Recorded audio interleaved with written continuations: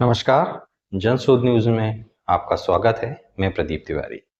बात दिग्विजय सिंह के कांग्रेस नीति मध्य प्रदेश सरकार की है।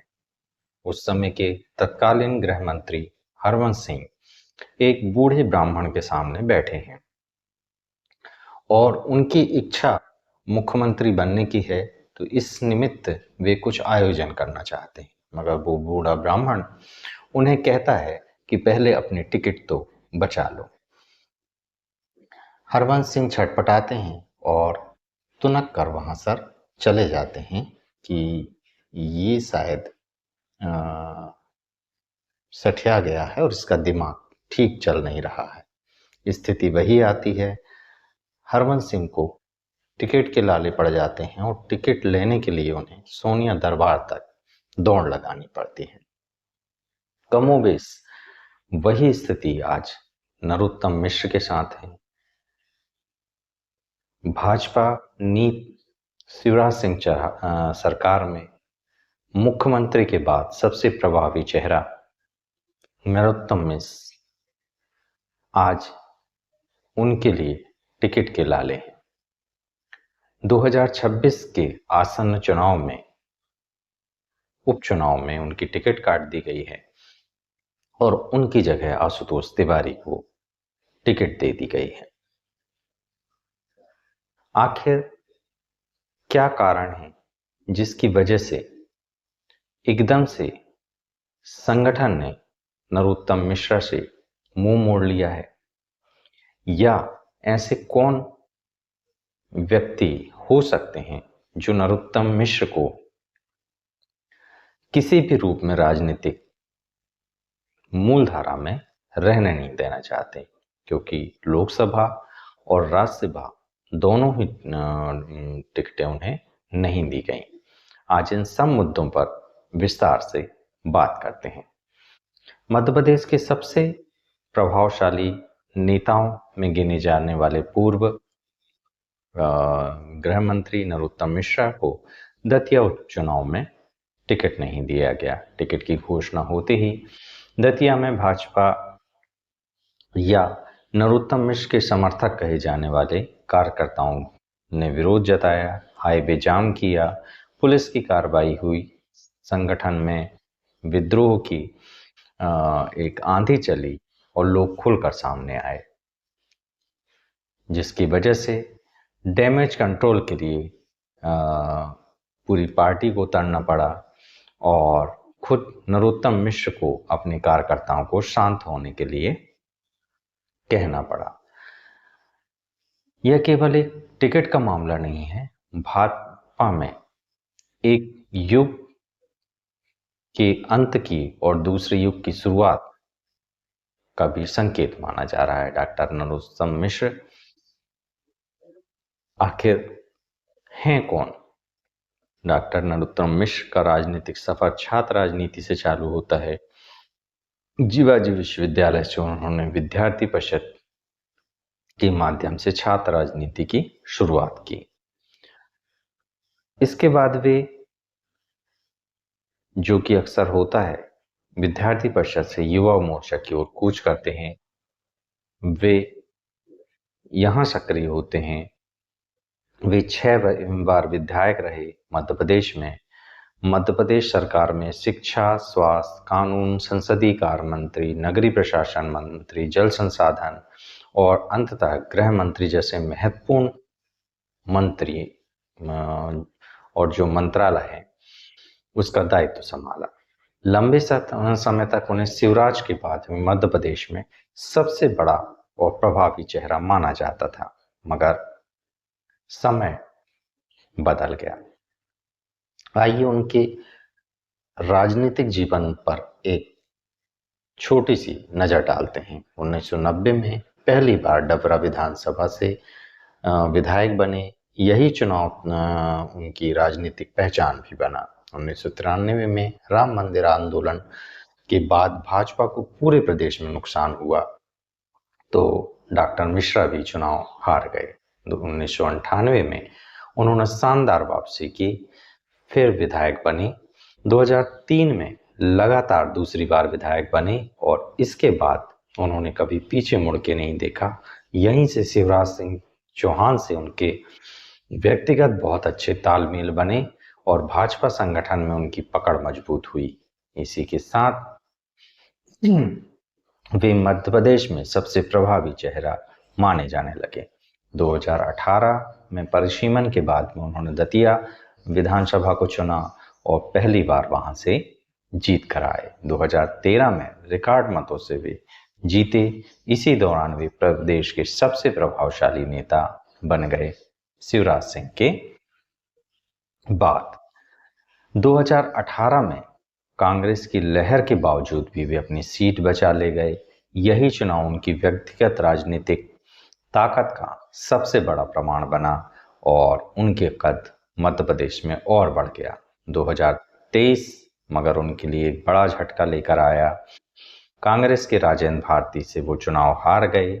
यह हार केवल एक सीट की हार नहीं थी, उनकी राजनीतिक जो सफर की है उसे भी बड़ा विराम लगाने वाली थी। शायद उनने सोचा भी नहीं था। शिवराज सिंह चौहान सरकार में सबसे ताकतवर मंत्री 2005 से 2023 तक शायद ही कोई ऐसा बड़ा राजनीतिक संकट आया हो जिसमें नरोत्तम मिश्र मैनेजर के रूप में शामिल ना हो, मैनेजमेंट ना किया हो। विधानसभा में सरकार का बचाव, कांग्रेस का राजनीतिक जवाब, मीडिया प्रबंधन, विधायी रणनीति, कानून व्यवस्था, चुनावी प्रबंधन, संगठन और सरकार के बीच में समन्वय। शायद ही कोई एक ऐसा क्षेत्र रहा हो जहां पर डॉक्टर नरोत्तम मिश्र सक्रिय न रहे हों या उन्होंने किसी न किसी रूप से शिवराज सिंह चौहान सरकार को सहयोग न किया हो। राजनीतिक विश्लेषक का मानना है कि शिवराज सिंह चौहान सरकार में मुख्यमंत्री के बाद में यदि कोई प्रभावी चेहरा था तो वो नरोत्तम मिश्र का था। 2009 में चुनाव हारने के बाद, विधानसभा चुनाव के बाद में एक उम्मीद जगी थी कि शायद उन्हें लोकसभा में टिकट दी जाएगी। 2009 में भाजपा ने उन्हें गुना लोकसभा सीट से लड़ाया था। सामने थे ज्योतिरादित्य सिंधिया। ये केवल दो विचारधाराओं का चुनाव नहीं था, ये दो विशेष तरीके की शैली का भी चुनाव था। मगर इसमें सिंधिया यह चुनाव जीत गए और यहीं से उनकी राष्ट्रीय राजनीति की जो उनकी संभावना थी उसे खत्म कर दिया।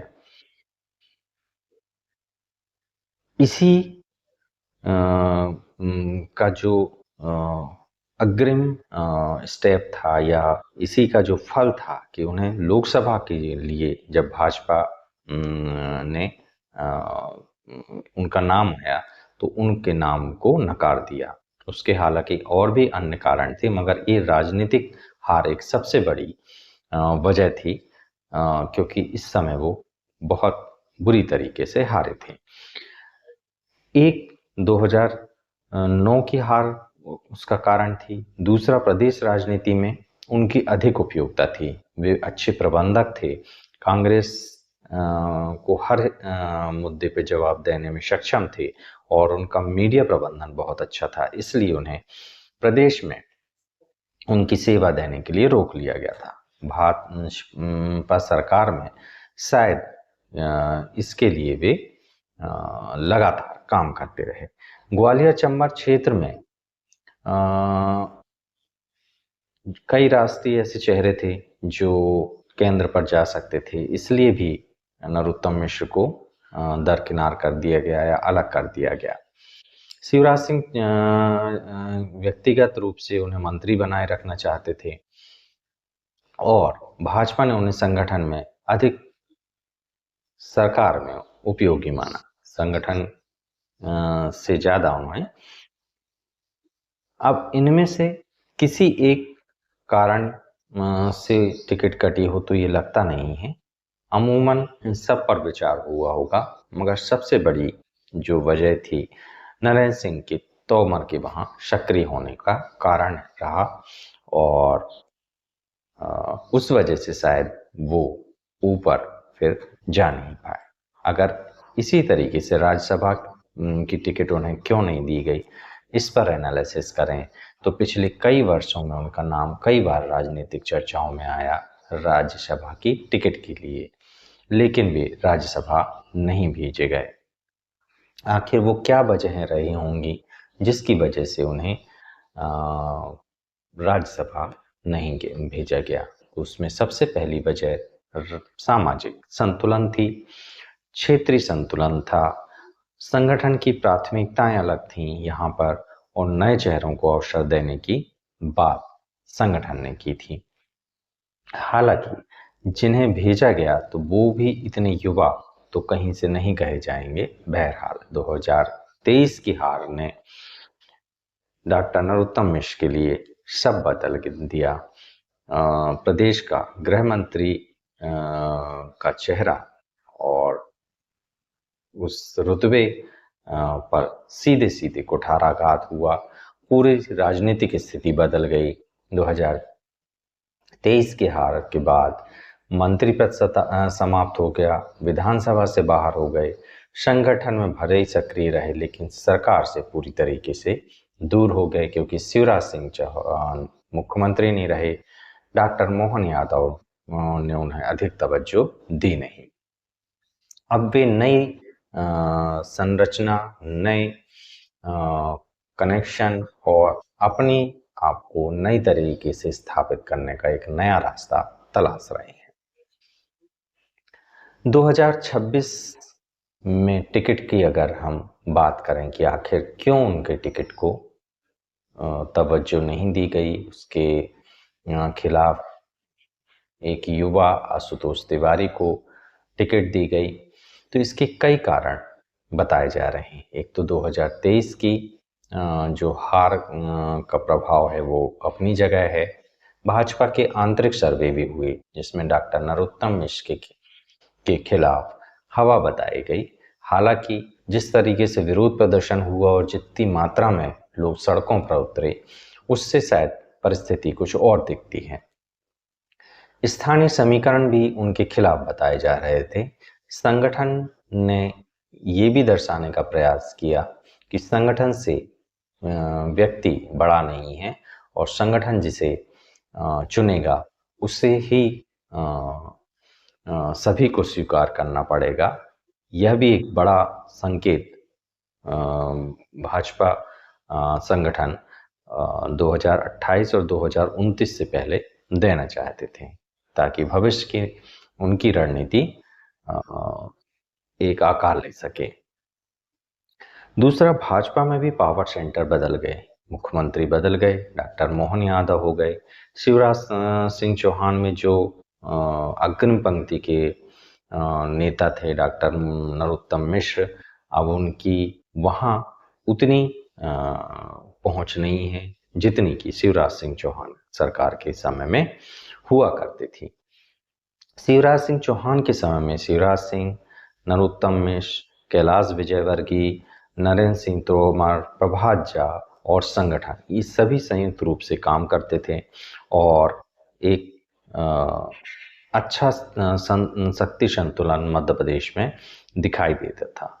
मगर अब स्थिति बदल गई है। डॉक्टर मोहन यादव सीधे केंद्र की पसंद है और इसीलिए अब मध्य प्रदेश के पॉइंट ऑफ व्यू से ज़्यादातर निर्णय केंद्रीकृत हो गए हैं, यानी केंद्र का नेतृत्व ज़्यादा तय कर रहा है। वो केंद्र में कौन तय करता है ये अब बताने की आवश्यकता शायद मुझे नहीं लगती।